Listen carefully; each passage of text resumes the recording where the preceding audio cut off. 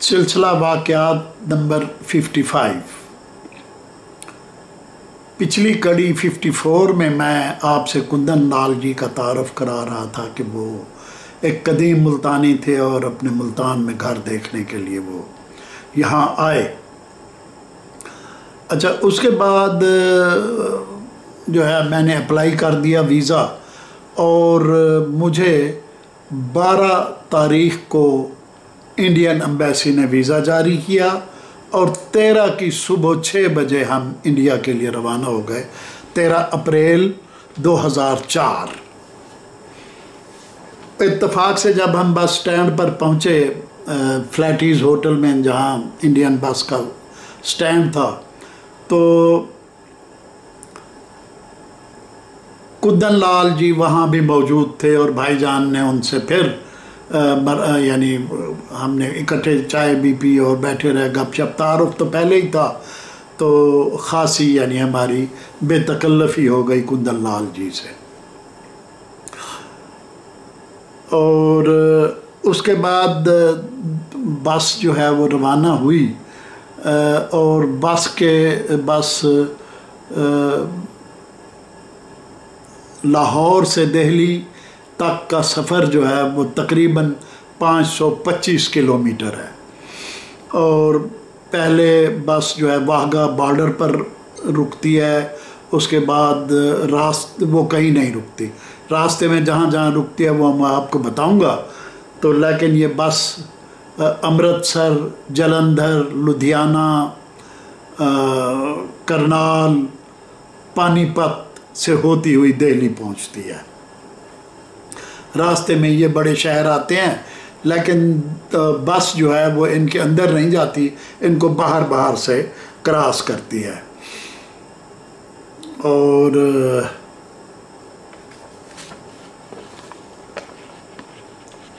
हम जब बस से यहाँ से रवाना हुए तो सबसे पहले वो बस पहुँची वाघा बॉर्डर पर, जहाँ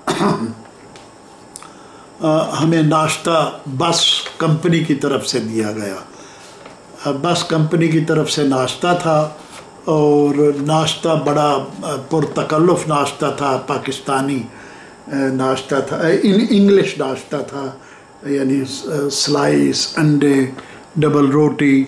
और वहाँ हमें बड़ा प्रोटोकॉल से, चूँकि वहाँ भी पीटीडीसी का एक मोटेल है, तो वहाँ भाईजान खलीक की वजह से उन्होंने हमें एक कमरा बाकायदा खोल कर दिया, जहाँ और हमें नाश्ता भी उसी कमरे में दिया गया, आम पब्लिक के साथ नहीं। तो हम वहाँ मज़े से बैठ के नाश्ता करते रहे और उसके बाद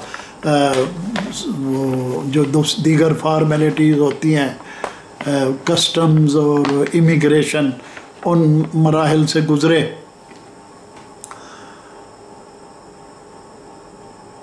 और ये बता दूं कि ये बड़ी यानी बस जो है प्रोटोकॉल बस होती है, इसलिए दिल्ली से, पाकिस्तान से या लाहौर से दिल्ली तक इसे पुलिस एस्कॉर्ट में ले जाया जाता है।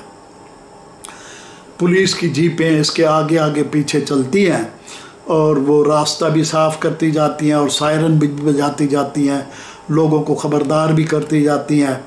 और दूसरा ये है कि रास्ते में अगर कहीं चौक शौक आ जाएं तो वो ट्रैफिक रोक कर, जिस तरह यहाँ हमारे सदर और वज़ीर आज़म या चीफ़ जस्टिस वग़ैरह के लिए सड़कें बंद कर दी जाती हैं, तो रास्ते में जितनी सड़कें आती हैं उनको बंद कर दिया जाता है और इस बस को गुजारा जाता था।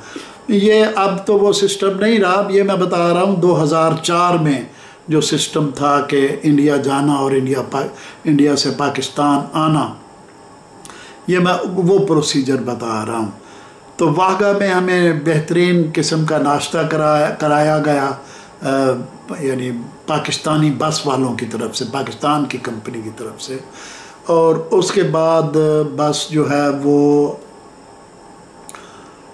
बॉर्डर से दिल्ली का फासला 492 किलोमीटर है।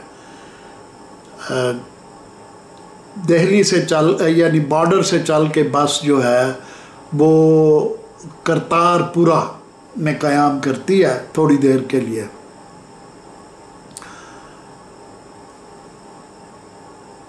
जहाँ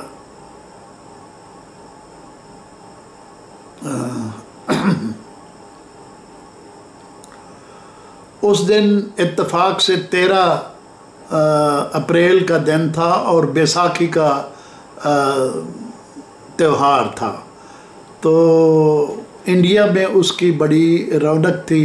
दरियाए ब्यास, दरियाए सतलुज के गिर्द जो जितने भी किसान सिख वो रंगीन पगड़ियाँ और रंगीन लिबास पहने दरियाओं के किनारे पिकनिक बना रहे थे। और रास्ते में भी ऊंट गाड़ियों और बैलगाड़ियों पर और ट्रकों पर सिख ख़वातीन और औरतें बड़ी कसरत से आ जा रही थीं।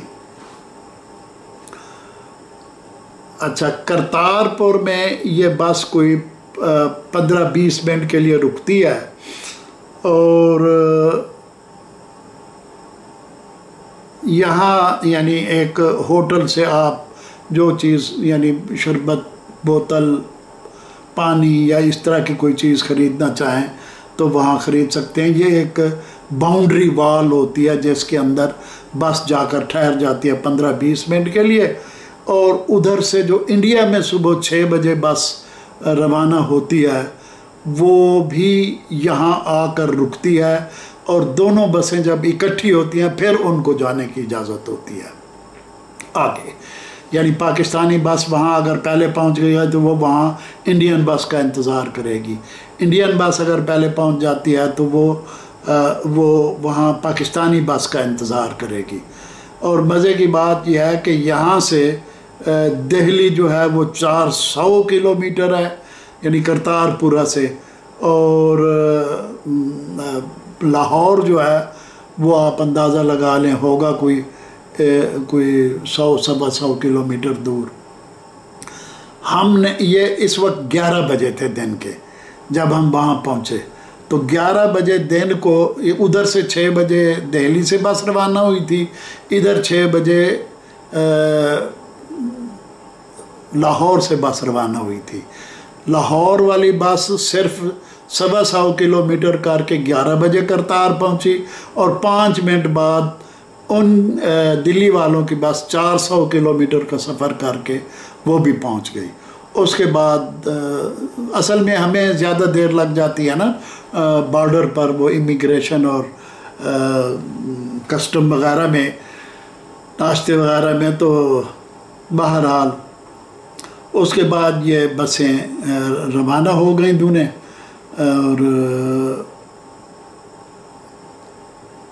लंच हमें कराया गया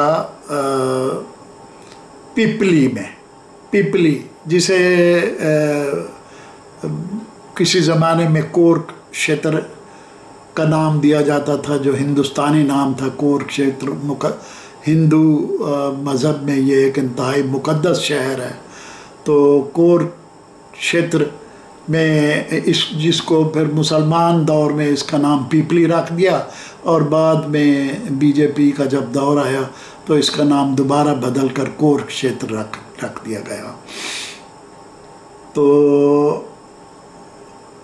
जब हम करतारपुरा में पहुँचे थे उस वक्त 11 नहीं 1:45 बजे थे। 1:45 बजे हम वहाँ पहुँचे और 1:45 बजे ही उनकी बस वहाँ पहुँच गई 12:45 पर।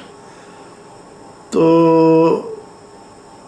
सरहंद में हमें एक जगह पर नाश्ता कराया गया। वो एक होटल था नहर के किनारे। तो वहाँ से चलकर बस जो है सरहंद से चलकर बस शाम को 5 बजे कोर्क क्षेत्र पहुँची और कोर्क क्षेत्र में वहाँ हमें चाय पिलाई गई और चाय के साथ सैंडविचेस, पकौड़े और दीगर इस किस्म की नमकीन चीज़ें जिनमें गोश्त नहीं होता, वो चीज़ें वो हमें उससे सर्व की गई। शाम को 7 बजे हम दिल्ली के अम्बेडकर बस स्टेशन पर पहुँचे, जो हिंदुस्तानी और पाकिस्तानी बसों का अड्डा था। लेकिन आम दिन के वक्त ये आम बसों का अड्डा जो लोकल बस होती है, ओमनी बस, और शाम को जब बसों ने आना जाना होता था उस वक्त बाकी बसों को बंद करके उनको अड्डे के बाहर खड़ा किया जाता और सिर्फ पाकिस्तानी बस और इंडियन बस जो पाकिस्तान जा रही होती उसके लिए ये अड्डा मखसूस कर दिया जाता था। अम्बेडकर बस स्टेशन ये दिल्ली के बिल्कुल वस्त में है, दरियागंज के करीब ही है।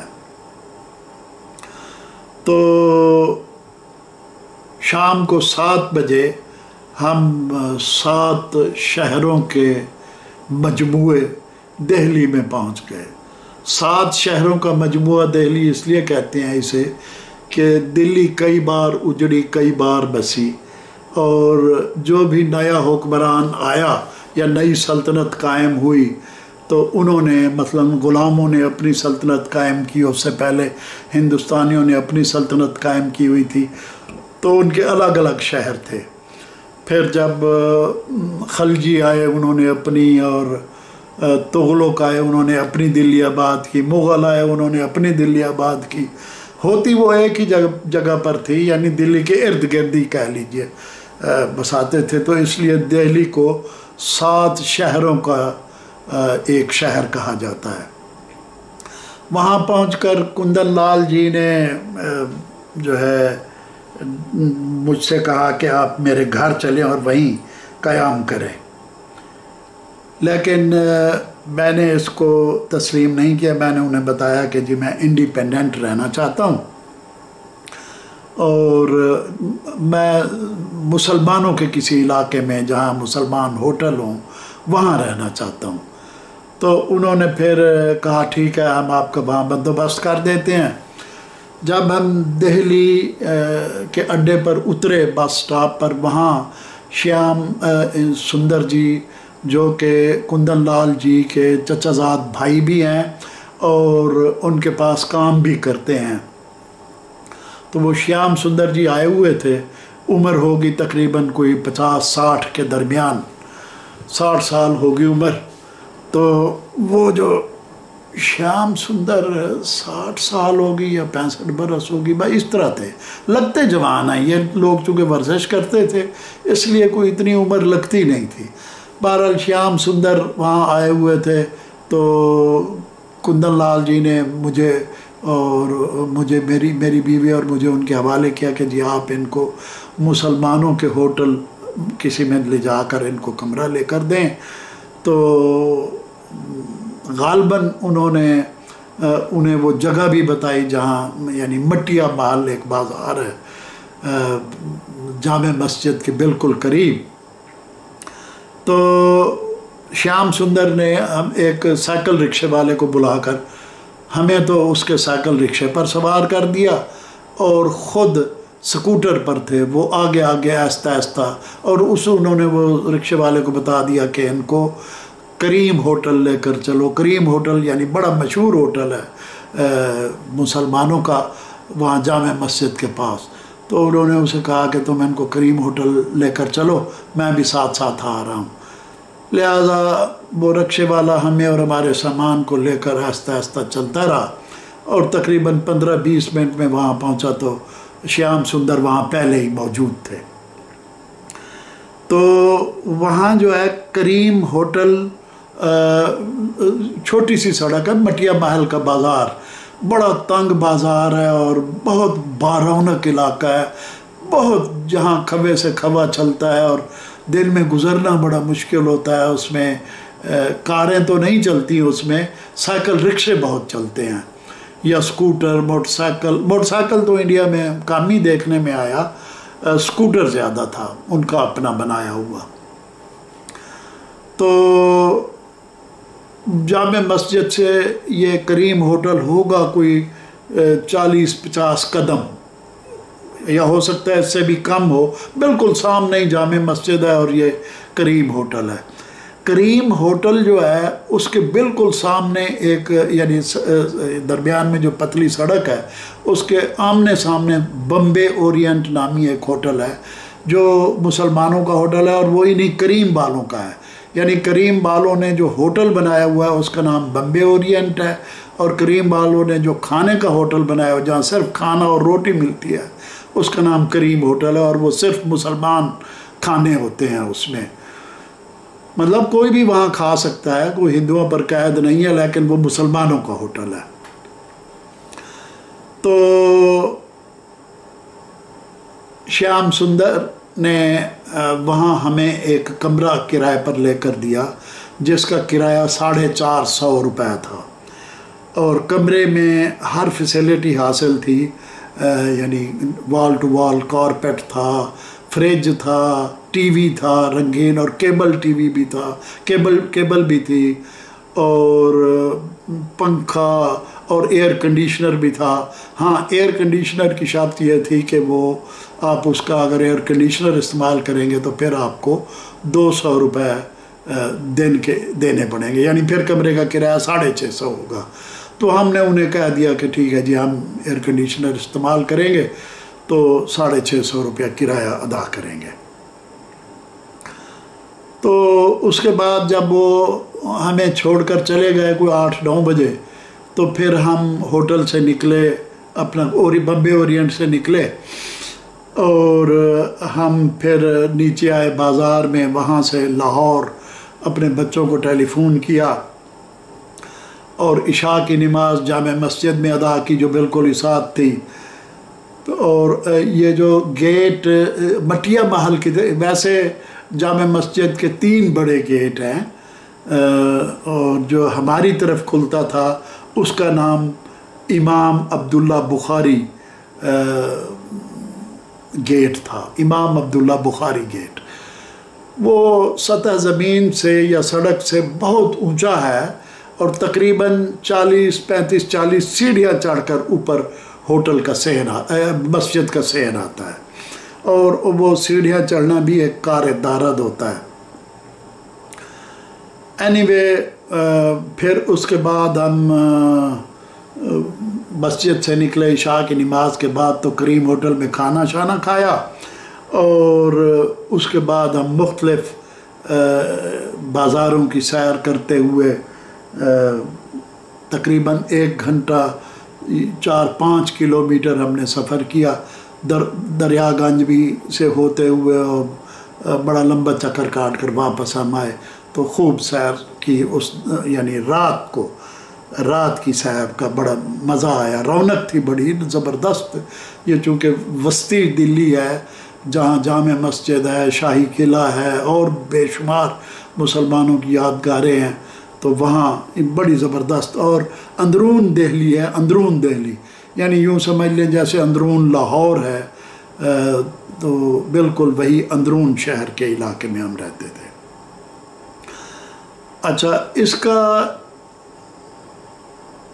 एक पहलू ये भी है कि हमें जो इंडियन एम्बेसी ने वीज़ा दिया था वो प्रोटोकॉल वीज़ा था। प्रोटोकॉल वीज़ा से मुराद ये कि हमें पुलिस में हाज़िरी से एग्जेम्प्ट कर दिया गया था। आम वीज़ा ये होता है जो आम मुसलमानों को दिया जाता है कि वो जाते ही हिंदुस्तान के जिस इलाके में वो रह रहे हैं वहाँ थाने में रिपोर्ट करें, और हर रोज़ वहाँ हाज़िरी भी देते रहें, और जब वहाँ से निकलें तो वहाँ थाने में दर्ज करा के निकलें कि जी हम जा रहे हैं। यानी एक दिन में हाज़िरी भी ज़रूर देनी है और जाकर रिपोर्ट करनी है। और लेकिन प्रोटोकॉल वीज़े में ये होता है कि आपको वहाँ हाज़िरी देने से भी बच जाते हैं, और रोज़ाना हाज़िरी देने से भी बच जाते हैं, और वहाँ जाकर इंदराज कराने से भी बच जाते हैं। लेकिन मुसीबत यह थी कि ये वीज़ा 1 हफ़्ते का था, 7 दिन का, और यह दिन बहुत ही थोड़े थे। इन 3 दिनों में अजमेर जाना, आगरा जाना, दिल्ली की सैर करनी। तो उसका फिर जब हमने मसला अपने मेज़बानों को बताया, कुंदन लाल को, तो उसने कहा कोई मसला नहीं है, हम जितने दिन आप चाहेंगे हम आपको वीज़ा एक्सटेंड कर देंगे। तो यहाँ जो है वो किसी डॉक्टर से हम सर्टिफिकेट ले लेंगे, और डॉक्टरी सर्टिफिकेट की बुनियाद पर आपका वीज़ा एक्सटेंड हो जाएगा। और यहाँ पाकिस्तान में ये काम मैं चूँकि ख़ुद करता था तो मुझे ये सारी बातें मालूम थी कि हाँ वीज़ा एक्सटेंड कराना कोई इतना बड़ा मसला नहीं है, बशर्ते कि आपके पास मेडिकल सर्टिफिकेट हो। पाकिस्तान में तो अनारकली में कई डॉक्टर ऐसे बैठे हैं जो 100 रुपया लेकर मेडिकल सर्टिफिकेट दे देते हैं हिंदुस्तानियों को, जिसकी बिना पर होम डिपार्टमेंट में वो डिप्टी सेक्रेटरी जनरल, जो कि ओहदा मेरे पास था, उस ओहदे वाला अफसर जो है वो उनको वीज़ा एक्सटेंड करके दे देता है। या अगर मेडिकल सर्टिफिकेट ना भी हो तो कंपैशनेट ग्राउंड पर अगर आकर वो मुझसे दरख्वास्त करते थे कि ये मजबूरी है, शादी आ गई है, ये है वो है, तो उस बेस पर उस डिप्टी सेक्रेटरी को ये इख्तियार होता है कि वो वीज़ा एक्सटेंड कर दे। एनीवे, तो हमारे लिए ये कोई इतना बड़ा मसला नहीं था, सिर्फ मेडिकल सर्टिफिकेट हासिल करना था। अगले दिन जो है अब पता नहीं मैं इतनी तफसील में जाऊं कि ना जाऊं, मेरे लिए ये एक मसला बना हुआ है कि इंडिया की सैर बहुत दिलचस्प है और इसका एक एक वाक़या जो है वो नाकाबिल फरामोश है। तो मैं सोच रहा हूँ कि क्या आपको तमाम वो वाक़यात सुनाए जाएं जिस तरह हमने सैर की, या उसको मुख्तसर करके ज़रा मैं बता दूँ।